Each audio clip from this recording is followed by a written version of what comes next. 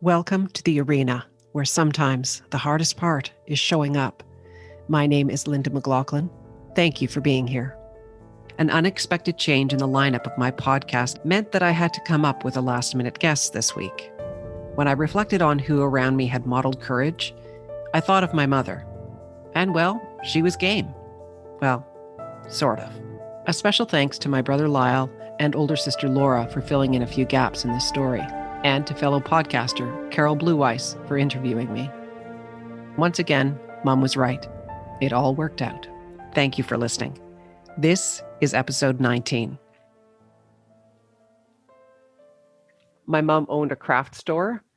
I think she owned it for about 10 years, and she would enlist us to come and help with inventory. So we would be counting pom-poms and googly eyes and all the stuff that's in a craft store over a weekend. And my cousins would come along as well and help, and my aunt and uncle. And it would just be this army of people going aisle by aisle and counting everything, doing inventory on an annual basis. And I loved that store. And it was an interesting thing to watch my mother be an entrepreneur. She really applied herself. She worked really hard. She created all kinds of opportunities to bring people into the store. She became a real fixture in the community where that store was, and was recognized as one of the best businesses in Fort Saskatchewan, which is where it was. And she joined the Chamber of Commerce. It was an interesting time for me to watch how my mother navigated that. It was a transformation for her, and that took an enormous amount of courage to take that on as a newly divorced single parent, and taking the risk and creating something for herself. So are you going to interview your mom? I hadn't planned on it, but that just made me think of her own story of courage, Yeah, I might need to do that. I might need to do that only because I'll be in trouble with my sister and my mom if I don't interview all of them. Stella McLachlan, my mom, in the arena. So not to say that you're the last on my list. I was going to say. Actually, somebody had suggested, you should interview your mom. I was like, oh, yeah, I don't know if she'd want to do this. So my introduction for you is you're my mom, you're a grandmother, you're a former business owner, big sports fan. You watch just about anything, right? Yeah, right now I'm watching basketball and hockey. But you've almost always got something on the PVR, whether it's curling or basketball or hockey or something. Curling or tennis. Yeah. Tennis. Yeah. What's your favorite sport? I don't have a favorite sport. They're all different and they're all enjoyable in their own rights. Right. I like the competition. I enjoy the Olympics, especially Winter Olympics, because you're competing for something. Mm-hmm. Yeah. When I interviewed Lyle, there were a few stories that he told that I didn't know. Oh, really? Okay. One of the stories was the whole grocery shopping thing.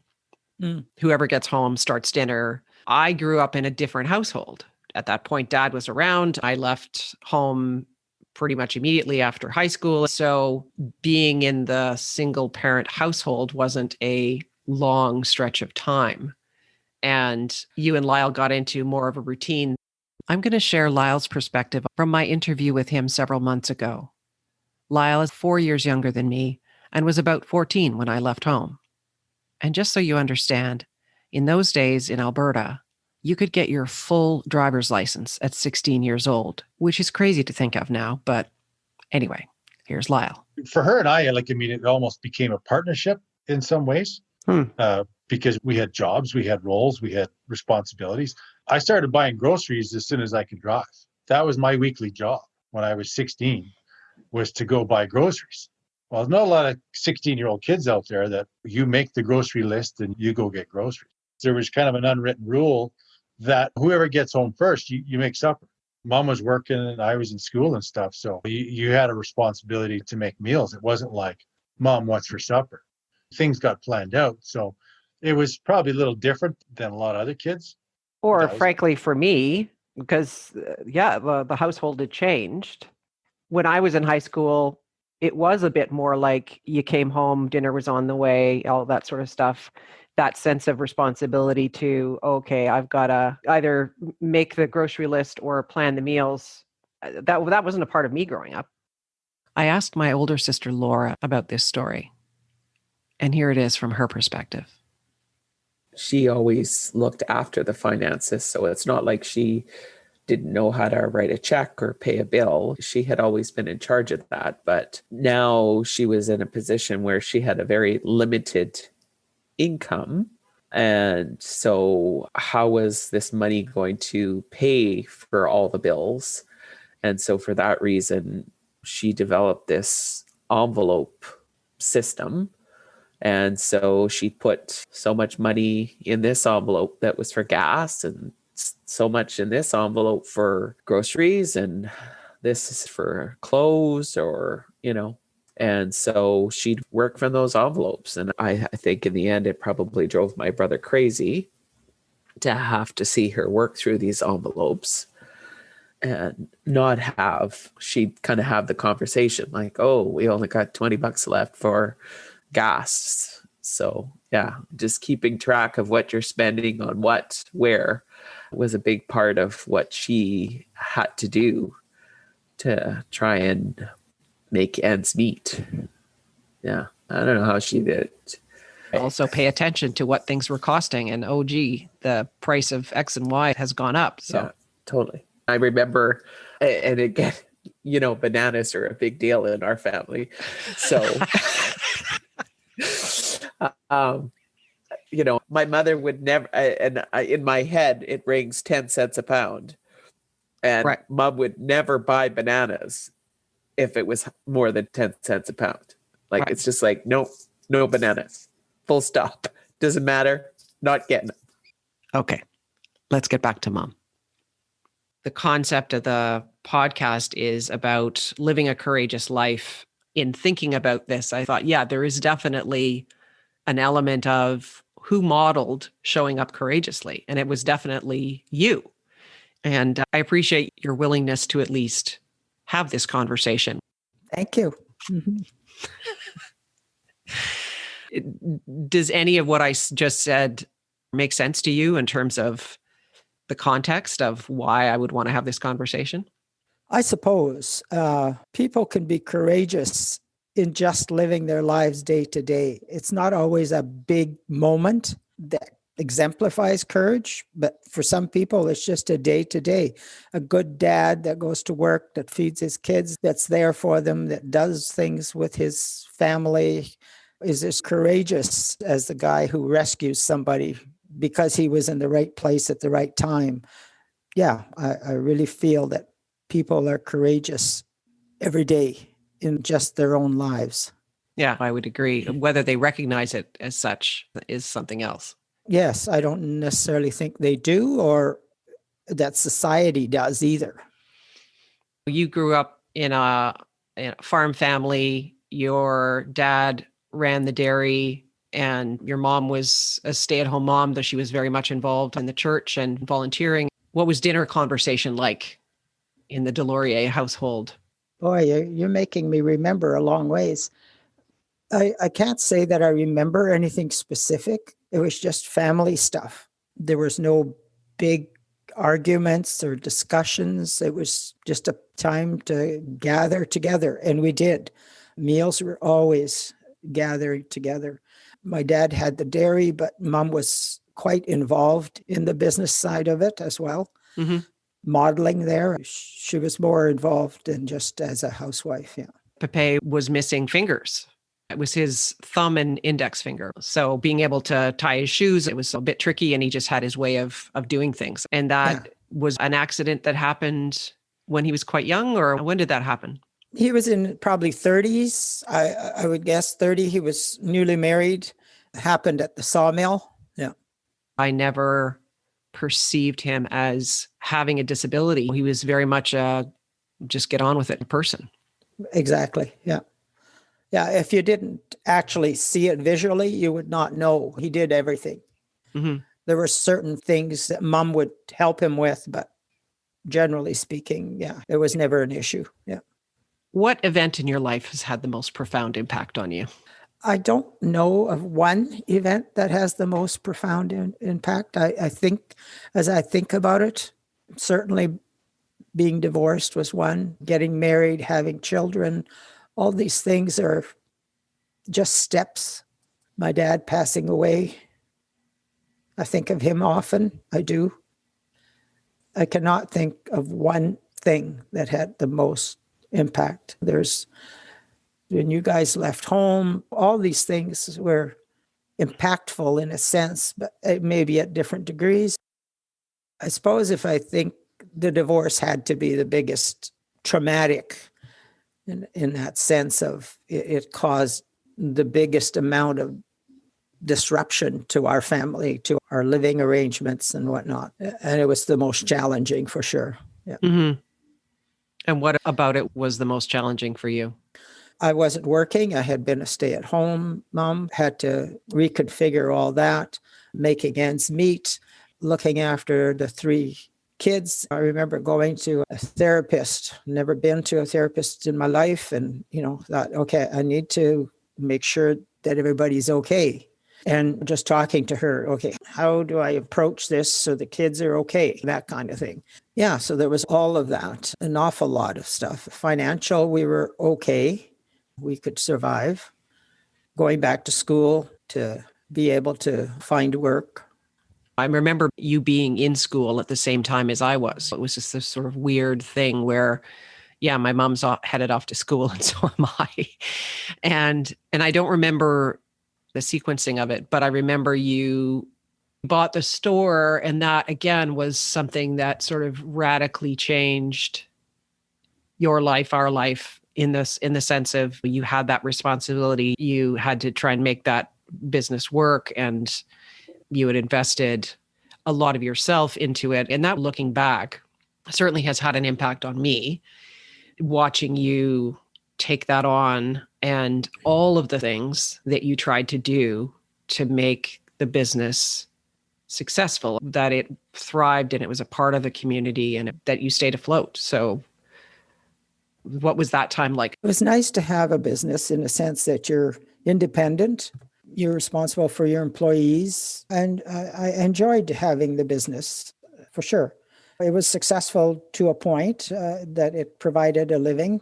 Again, as a single parent, someone who had never run a business before, and obviously, I guess maybe watching your parents run the dairy and kind of understanding what that was all about, whether that had an impact on you to say, I want to run my own business. You could have just said, oh, I'm just going to go get a job. But something in you said, I'm going to buy this little business. It's partly, I was looking for a job and this business came available.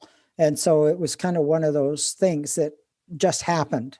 I had gone back to school and taken business management. Mm-hmm. So I had some education there that was useful for sure when it came to finances and marketing and all those things that you need to run a business. And mm-hmm. So I was quite happy to go ahead with it. Lyle told me a story around, again, going back to the time of the divorce, the first time we went camping, because we used to go camping all the time as a family when Dad was still around. Mm-hmm. And I guess we went camping after Dad left, and you were challenged. We're suddenly like, okay, how am I doing all this stuff? And trying to make that happen. And perhaps that was part of that, trying to normalize or to make us feel like everything's okay and not everything is upside down. Do you remember that? Part of the challenge was you're hooking up a trailer to a car, you're loading all this. Yeah, there's certainly things that, let's say, I hadn't done. You know, if you have a male in the household, they do certain things and you do certain things for sure. But yeah, we did it. And backing the trailer in, those kinds of things. Right. Is challenging and whatnot. But we wanted to go camping and we did. Yeah. I can hear your voice saying, you just get on with it. For sure. For sure. Yeah, you do. You just go one step in front of the other and make it happen. And we always camped, and it was always something that I felt you guys as kids enjoyed. And it was certainly a family thing. So yeah, we had the trailer, so we might as well use it. What does living courageously mean to you? To me, it's an everyday thing. It's choices you make on a daily basis. You choose to get up and go to work, choose to help your neighbor, you choose to volunteer, you choose all kinds of things on a daily basis. It's living your life day to day. It's not one act of bravery necessarily. It can be, for sure. Given opportunity, you're in the right place at the right time. Courageous is to be in everyday good things and making choices, some good, some not so good, and then moving on from there, learning from mistakes and successes and whatnot. It's a day-to-day courage to me. Yeah. Mm. What would you do on your last day? Oh, wow. Other than being close to family, I think that would be it. Would be to have conversations with family, just a normal day. To say, oh, I want to do this or I want to do that, or just because it's your last day doesn't change anything unless you have these things on, let's say, your bucket list, that it's stuff you want to do. Well, then you should be doing it. You should be moving forward with doing some of these things. But if you're just all of a sudden, because you're going to die, as you need to do these things, well, you should have been doing it. So to me, it's just, it would be another day. Yes, conversations with family and friends, but yeah. But again, waiting to have those conversations, waiting to be with people that you love, and waiting until the last day to suddenly scramble and yeah, no. Again, it's living your life the way you want to live, and being around the people that you want to be around is important to do while you're living, as opposed to trying to cram it in before you die. Exactly. Yeah. What's this COVID time been like for you? For me, it hasn't been too bad. I tend to be happy and content living alone. So it's not a huge issue for me from a, let's say, wanting to socialize and that kind of thing. I keep busy with reading. I do jigsaw puzzles, and there's odd little things that come up. My grandchildren come once a week each, one on Thursday, one on Friday, and I just keep busy. I don't find it a big sacrifice, but I must admit it is dragging on and it's starting to wear a little bit. You do consider, okay, I shouldn't go out to get this or to do that or those kinds of things. So you do have considerations that you make choices, but I don't find it hugely disabling for me. Yeah. I guess I'm an introvert a little bit. You guess. I can be. I'm here to tell you. I'm very social, but I need my quiet time. I need my alone time. Any final thoughts you'd like to share? Oh, God. Just live your life. What does that mean? Make choices that are right for you. Don't be so concerned about what other people might think, or just live your life so that you're content. Happy is a higher barometer to really be happy, but just to be content, that's good for me. Do you have any other mottos or any other sort of turns of phrase that you use? The only phrase that ever comes to mind, because Lyle glommed onto this, my son, was, it'll all work out. And we used to use that after the divorce. Oh, yeah? Or at that time. It'll all work out. That was one phrase that has stuck around. And every once in a while, it'll crop up half jokingly. Yeah, it'll work out. Thank you so much for doing this. Hey, it's the least a mom can do. Oh, thanks. Okay. Mom is now retired and lives close to her grandchildren in the suburbs of Montreal. How she got there is also a story of courage. At 65, she sold most of her belongings and moved from Alberta, where she'd lived all of her life, to Quebec. My brother, whose wife was very pregnant with their second child, flew out to Alberta to help her drive 3,600 kilometers across Canada, arriving 3 days before my nephew was born. Thank you for listening. Please subscribe, and if you feel someone else might benefit from listening to this episode, please share it. Leave a rating or review wherever you listen to your podcasts. I invite you to follow my blog, where I continue to explore how to show up more courageously.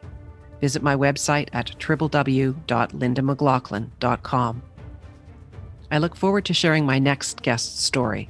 She's a former boxer, entrepreneur, and now she's the executive director of an inspiring youth charity in Parkdale, one of Toronto's most diverse and economically disadvantaged neighborhoods.